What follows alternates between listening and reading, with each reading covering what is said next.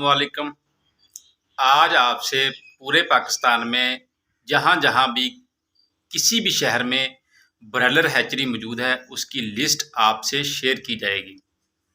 लेकिन शेयर करने से पहले कुछ जो पॉलिसी है हैचरी की मैं आपसे शेयर करता हूँ कि 5000 से कम जो चूज़ा है वो आप तक डिलीवर नहीं करेंगे।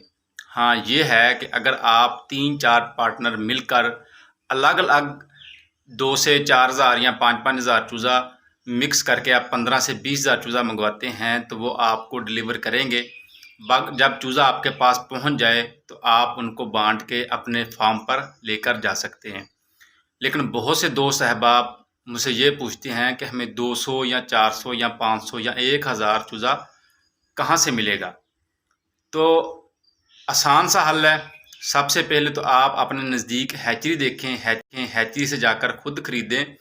अगर हैचरी आपके नज़दीक नहीं है तो हर शहर में जो एजेंसियां वगैरह होती हैं चूज़े वाली, फीड वाली, आप उनके साथ जाकर रब्ता करें, मिलें। आप उनसे कहें कि हमने चूज़ा ख़रीदना है, हमने फ़ीड लेनी है, तो वो आपको बेहतर गाइड करेंगे।